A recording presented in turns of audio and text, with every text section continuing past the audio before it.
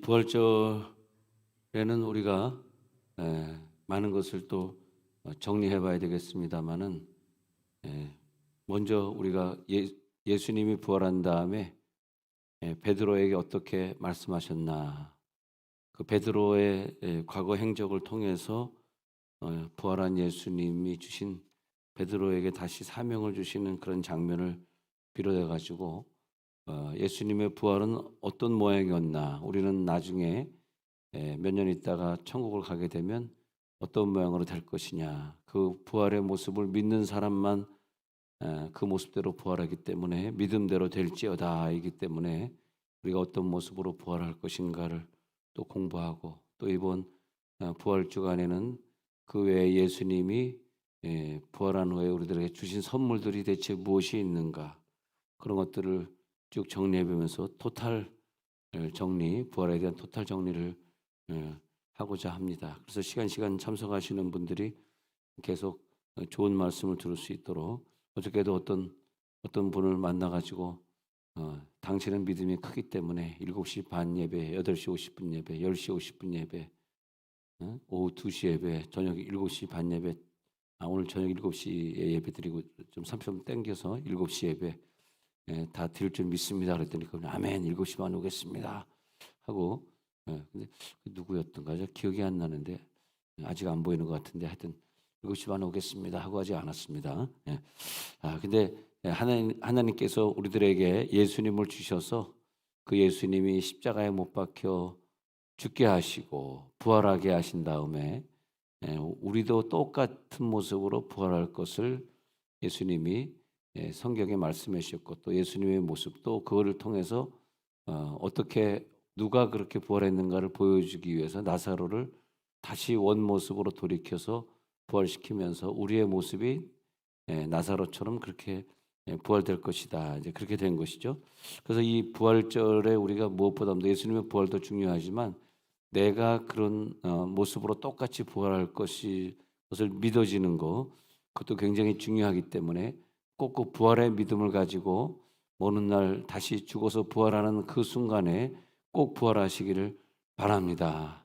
또 억울한 사람은 교회 열심히 다니고 부활이 안 믿어져 가지고 나중에 죽은 후에 천국까지 못하고 지옥 가는, 교회 다니다 지옥 가는 사람이 제일 억울할 것 같아요. 자, 먼저 요한복음 21장 1절에 가서 보면은 베드로의 행적을 쭉 한번 걸쳐 보면 이런 모습이 있습니다. 예수님이 제자들에게 나타나신 모습이 바로 이랬는데, 부활한 후에 예수님이 디베라 호숫가에 서서 제자들에게 나타나신 일이 이러했는데, 2절에 가서 보니까 시몬 베드로와 디두모라 하는 도마 갈릴리가 하나 사람 나다나엘 세베대의 아들 또 다른 제자, 이렇게 많은 제자들이 함께 있다가 말이에요. 3절에 베드로가 이게 이제 베드로의 특징이에요. 자기 혼자 물고기 잡으러 가면 되는데 꼭 이 사람은 그릇이 커서 그러는지 자기만 예수님을 증거하지 않고 자기만 세상에 나가면 좋은데 자기만 나가는 것이 아니라, 야, 물고기 잡으러 나는 간다 했더니 그 제자들이 그래, 뭐 선배가 같이 가면 우리도 같이 가야죠. 형님 알겠습니다. 우리도 따라가겠습니다. 그리고 같이 배에 올라서 예수님의 부활을 증거해야 될, 부활 후의 사건이거든요. 부활 후에 예수님의 부활을 증거해야 될 사람이 나도 갈게 해서 다 따라서 호숫가로 고기 잡으러 가는 장면이 나와 있습니다. 근데 베드로의 사명은 이게 아닐 텐데, 베드로의 위치가 그런 위치는 아닐 텐데, 베드로는 다른 사람보다 얼마나 큰 은혜를 받은 사람인데 이것만은 용서가 안 될 것 같아요. 그런데 부활한 후에 예수님을 떠나는 모습을 보면서 예수님이 오늘 9절에 야, 네가 젊어서는 네 스스로 다녔거니와, 아직까지도 자기 스스로 다니고 있어요. 부활한 후에도 아직까지도 자기 마음대로 움직이고 있어요. 예수님이 네가 원치 아니한 곳으로 너를 데려가리라, 원치 아니하는 곳으로 데려가야 되는데 그렇게 아직 안 되고 있는 상황이에요. 이 장면 21장에 이 나는 물고기 잡으러 간다 같이 가자, 이 장면 후에 예수님이 나타나 가지고 베드로에게 네가 원치 아니한 곳으로 이제부터 데려가겠다, 이런 장면이 나오는데, 부활하신 주님은 베드로에 대해서 남달리 기대가 컸습니다. 베드로는 수제자였고 거기서 나이도 제일 많았거든요, 제자들 중에서. 그래서 굉장히 기대가 컸었는데, 자, 마태복음 4장 18절에 보면은 여기서 이제 베드로를 만난 첫 장면이 나옵니다. 그래서 마태복음 4장 18절에 보면 갈릴리 해변에 다니시다가 두 형제 곧 베드로라는 시몬 형제 안드레가 바다에 그물 던지는 것을 봤단 말이죠. 그는 어부라. 근데 예수님이 그 다음 구절에 보니까 얼마나 그를 사랑했는지, 예, 말씀하시되 나를 따라오너라 내가 너희를 사람을 낚는 어부가 되게 하리라 이랬거든요. 아니 이상해, 사람도 많은데 나를 지정해 가지고 야 너는 나를 따라와, 그 세상에 있는 그 고기 잡지 말고 나는 너를 사람 낚는 어부가 되게 할 거거든. 와, 이렇게 콜링을 해줬다라고 하는 게 얼마나 큰 감격이에요. 생각 한번 해보세요. 다른 사람 부르지 않고 훌륭한 사람들도 많은데 직접 베드로에게 나타나 가지고 너는 나를 따르라 내가 너를 사람 낚는 어부가 되게 하리라. 20절에 한번 가서 볼게요. 그랬단 말이죠. 그래가지고 그들이 얼마나 감격스러웠는지 뭐 이것저것 사정 생각할 필요 없어요. 그냥 곧 그물을 버려두고 예수를 따르니라 그렇게 되어 있습니다. 예. 그것뿐입니까? 마태복음 16장에 유명한 구절이 나오잖아요. 마태복음 16장 17절에 보면은 시몬 베드로가 주는 그리스도이시여 살아계신 하나님의 아들이니이다. 이것 다 고백한 것 가지고 야 바요나 시몬아 네가 참 복이 있구나. 바요나 요나의 아들 바요나 요나의 아들 시몬아 네가 복이 있다. 이를 네게 알게 하니는 그냥 혈육이 아니라 하늘에 계신 아버지가 너에게 직접 계시를 줘가지고 이런 고백을 하게 했으니 대체는 얼마나 큰 복을 받은 사람이야. 그러면서 18절에 베드로에게 큰 복을 주는데 야 이걸 알게 하니는 하나님이야. 이걸로 끝나는 게 아니라 두 번째는 너를 이 반석 위에 이 주는 그리스도시여 살아계신 하나님 아들이라고 하는 이 고백하는 믿음의 반석 위에 너를 세워가지고 네 위에 교회를 세울 텐데 그것뿐만이 아니야. 교회 세워주는 것뿐만이 아니야. 너가 그래가지고 천주교에서는 베드로를 일대 교황이다 그렇게 말하잖아요. 교회를 세우리니 그 다음에 음부의 권세가 이기지 못하리라. 이 지옥의 권세, 마귀 권세를 싸워 이기는데 너를 사용할 것이다. 그렇게 말하면 얼마나 대단한 거예요. 19절에 또 가서 보니까 그것뿐만이 아니에요. 세상에 에? 여러분 얼굴 보니까 비슷하게 같이 놀라는 것 같네요. 오늘 세상에 보니까 천국 열쇠를 내게 주리니 천국 열쇠를 내게 주리니 네가 땅에서 무엇이든지 매면 하늘에서도 매일 것이요 네가 땅에서 무엇이든지 풀면 하늘에서도 풀리라. 세상에 난 이 축복을 받으면 난 이 즉시 그냥 다 그냥 받으면 다 여러분들이 나눠줄 것 같아요. 즉시로. 얘기가 좀 이상하게 좀 흘러가네. 하여튼 여러분 받으면 다 나눠주시기 바랍니다. 이 천국 열쇠를 너에게도 나눠줄게. 내가 천국의 문을 열어가지고 너도 들어오게 해줄게. 내가 문을 열었으니까 빨리 다 들어와 다 들어와. 얼마나 큰 축복이에요. 요한복음 6장 68절에 내려가서 볼게요. 또 베드로는 어떤 고백을 했냐 하면은 제자들이 하나둘 다 떠나가고 5천 명을 먹였는데 5천 명이 하나둘 다 떠나가고 있어요. 근데 베드로는 유명한 말을 남깁니다. 지금 베드로 행적 시리즈를 오늘 그냥 단숨에 싹훑어 보고 있어요. 자, 베드로는 이런 고백을 해요. 다 떠났지만 시작. 시몬 베드로가 대답하되 주여 말씀이 영생의 말씀이 주께 있사오는데 우리가 누구에게로 가오리까? 우리가 누구에게로 가오리까? 영생의 말씀이 주께 있는데 내가 어딜 가게? 오, 대단한 메시지를. 그래서 베드로는 한마디 할 때마다 깜짝 놀라요. 와, 이런 말씀을 꺼낼 수 있을까? 대단한 존재다. 네, 그런 생각을 해봅니다. 또 마가복음 14장 30절에 가서 보면요. 마가복음 14장 30절에 보면 예수님이 이제 십자가에 못 박히는 것을 얘기하면서 베드로에게 이런 말, 닭이 2번 울기 전에 네가 3번 나를 부인하리라. 신학교에 가면 이게 꼭 나와요. 닭이 몇 번 울었냐 이게 꼭 나옵니다. 이번에 중간고사 첫 번째 문제가 바로 이건데 닭이 몇 번 울었냐 이걸 물어봐요. 네. 근데 보통 사람들이 다 3번 울었다 이렇게 해가지고 다 낙제해가지고 2학년으로 못 올라가고 1학년 다시 공부하게 되는 그런 상황을 맞이하죠. 예. 신학교에서 꼭 나오는데 괜찮습니다. 여러분들은 신학생 아니니까 시험 볼 필요가 없습니다. 닭이 2번 울기 전에 3번 나를 부인하리라. 근데 실제적으로 가서 보니까 진짜 닭이 2번, 2번 깨 하고 2번 울어요. 그다음에 2번 우는데 딱 보니까 자기가 3번째 부인하고 있는 걸 베드로가 발견하고 거기서 그냥 2번 울기 전에 3번 부인한다는 그 말씀이 생각나 가지고 베드로가 엄청 웁니다. 예. 엄청 울어. 자, 그런 그렇게 예수님을 부인했던 그런 베드로. 또 그다음에 십자가를 질 때는 말이에요. 십자가를 마가복음 14장 71절 가서 볼게요. 마가복음 14장 71절에 가면 십자가를 예수님이 지금 지려고 하고 있는데 71절 봅니다. 베드로가 예수님을요. 그 십자가 무섭다고 베드로가 예수님을 저주해. 나 그 사람 제자 아니거든. 그래서 저주하고 맹세까지.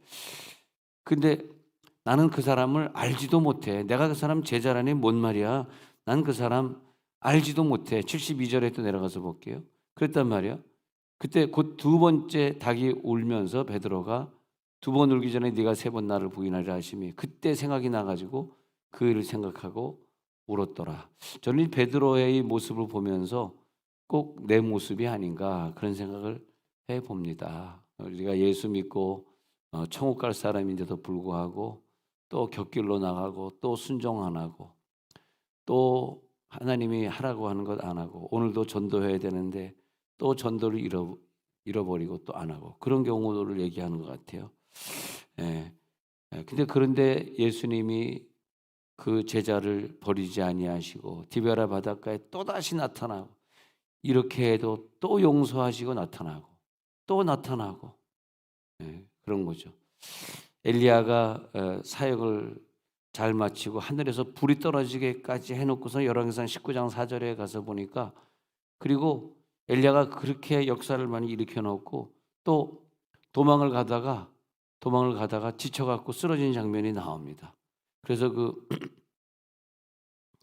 로뎀나무 아래에서 지쳐가지고 쓰러져가지고 자기가 죽기를 원하면서 하나님 나 이제 넉넉합니다. 이제 이 사역 다 마쳤으니까 이제 내 생명을 거두어 가시옵소서. 나는 내 조상들보다도 못하네요.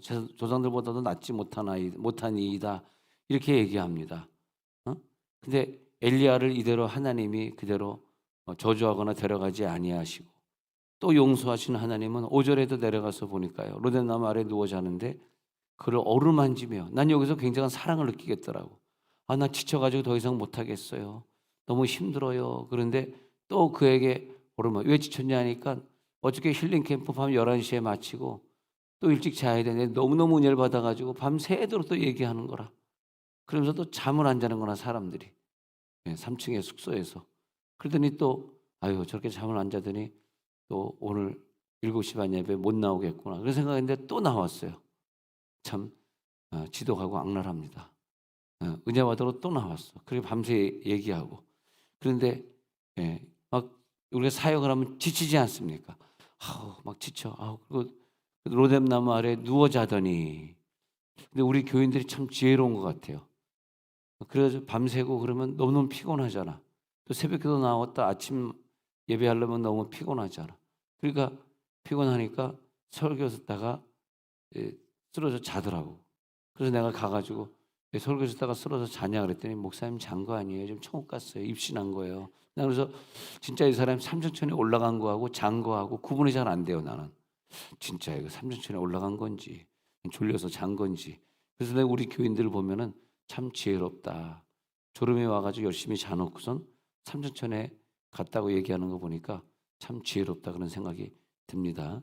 지혜로운 건 지혜로운 건데 옆에 있는 사람에게 한번 쳐다보세요. 이 사람 그런 사람 아닌가 한번 쳐다보시고 거짓말은 하지 맙시다. 그렇게 이제 자 그래서 우리가 설교 듣다가도 삼천천에 들어가는 경우들을 많이 봅니다. 그런 것들 많이 보는데 정말 하나님께서 우리들에게 그런 은혜를 주시는구나.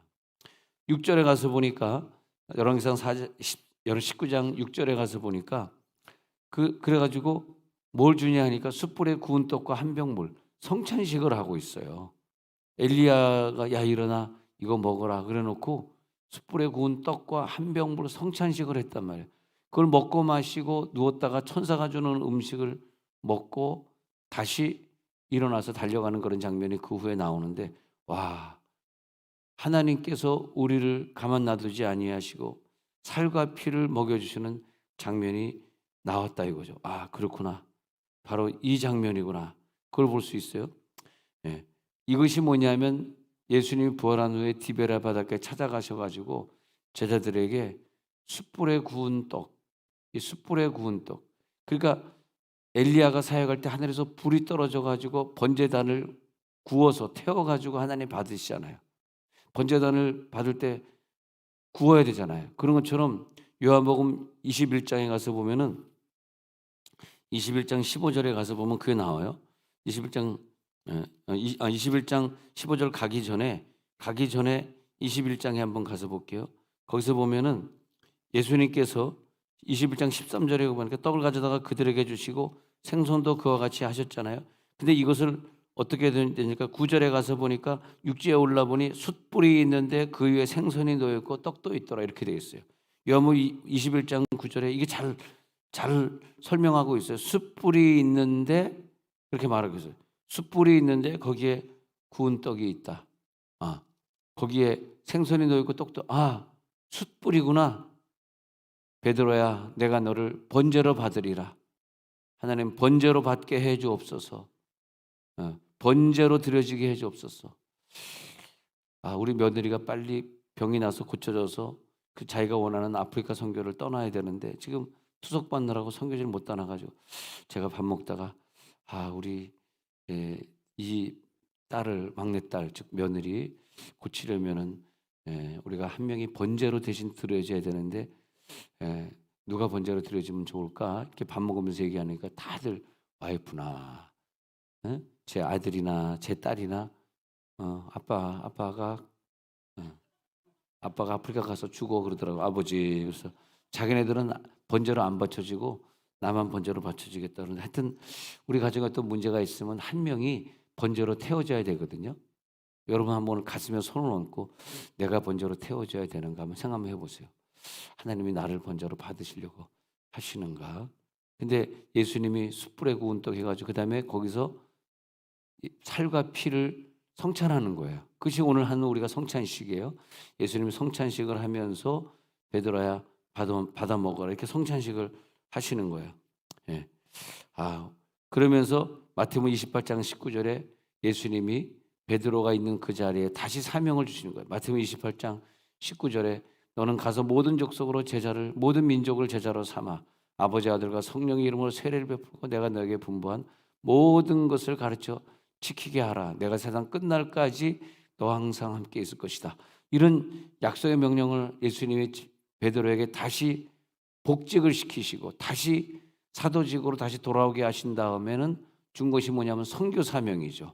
오늘 여러분들에게 선교 사명이 떨어진 걸 믿으시기 바랍니다. 볼지어다 내가 세상 끝날까지 너희와 항상 함께 있으리라. 이 선교 사명이 다시 요한복음 21장 15절에 가가지고 그렇게 묻는 거예요.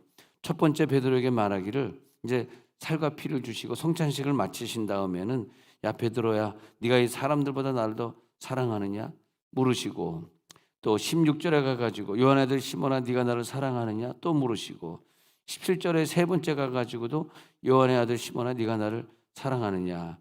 그때 이제 베드로가 이제는 마지막으로 내가 세상으로 돌아가지 않겠습니다. 고기 잡으러 또 오지 않겠습니다. 우리가 이 부활절에 내가 부활하는 것도 중요하지만 내가 예수님 앞에 부활하기 전에 자기가 이제는 더 이상 내가 그렇게 추구하고 쫓아가던 그 고기를 다시는 잡으러 오지 않겠습니다. 이 장면이 중요한 거더라고요. 이 장면을 위해서 베드로가 또 부인하고 도망가고 또 말만 했지 천국 열쇠를 받기로 한 베드로가 또 그냥 귀신이 말하는 대로 속아가지고 사탄아 내대로 물러가라 너는 나는 넘어지게 하는 자로다 또 그 욕을 먹고 계속 굴곡진 인생을 살았던 베드로를 그냥 데려가 버려도 되는데 끝까지 데려가지 아니하시고 이 땅에 놔두시면서 또 베드로가 아주 장수해요. 물론 제일 장수한 사람은 사도 요한이지만 그 다음에 장수자가 베드로거든. 그렇게 베드로를 갖다가 또 장수하게 만들고 끝까지 사역을 맡기시는 그 사랑이 부활전에 느껴집니다. 아, 그 사랑이구나. 그 사랑으로 우리가 주님 앞에 서 있구나. 디모데전서 1장 12절에 말하는 것과 똑같습니다. 그래서 디모데전서 1장 12절에 그렇게 말해요. 하나님은 나를 사랑하시네. 시작. 나를 능하게 하신 그리스도 예수 우리 주께 내가 감사함은 나를 충성되이 여겨 내게 직분을 맡기심이니. 그래도 나를 충성되이 여겨 주셔서 나에게 이 직분을 맡겨 주셨지. 나에겐 사명이 있지. 그래 베드로야, 내가 너를 충성되지 않은 자를 충성되이 여겨, 이렇게 되는 거거든요. 아니 바울이 충성된 사람입니까? 30살까지 수많은 사람을 죽이고 돌아갔던 그 바울을 충성되게 거꾸로 생각해 줘가지고 그에게 직분을 맡겨주셨는데, 오늘 여러분들에게 그 중요한 직임이 있는 걸 믿으시기 바랍니다. 내가 얼마나 죄를 졌는지, 내가 얼마나 예수를 부인하고 살았는지, 내가 얼마나 하나님 앞에 불충성했는지를 묻지 아니하시고 나를 충성되게 여기어서 다시 나를 찾아오셔서 바요나 시마나 요한의 아들 시모나 네가 나를 사랑하느냐, 그것도 3번씩 물으시고 나중에 3번째는 울먹이면서 주께서 아시오매 내가 주를 사랑하는 줄 주께서 아시지 않습니까? 라고 3번째 울먹이면서, 왜 자기의 죄가 생각이 났거든. 응? 예. 네가 직업이 뭐냐? 예, 제가 어부였었죠. 또 어부로 돌아갔느냐? 네 직업으로 또 돌아갔느냐? 너 그 직업 버리고 주를 위해 순교하겠다고 약속한 사람 아니냐? 내가 주를 사랑하는 줄 주께서 아시나이다. 21장 11절에서 내가 주를 사랑하는 줄 주께서 아시나이다. 그러면서 베드로가 나중에 주를 위해 내가 죽겠습니다. 가겠습니다. 2팔을 벌리고 가겠습니다. 네가 원치 아니하는 곳으로 내가 너를 데려가리라. 알겠습니다. 사도행전 20장 23절에서 바울이 한 고백이지만 사도들은 이런 고백을 마지막으로 합니다. 오직 성령이 각 성에서 증언하여 결박과 환난이 나를 기다린다고 하지만 주께 받은 사명과 은혜의 복음 증거하려 하는 일을 마치려 하면은 나의 생명을 조금도 귀한 것으로 여기지 아니하노라.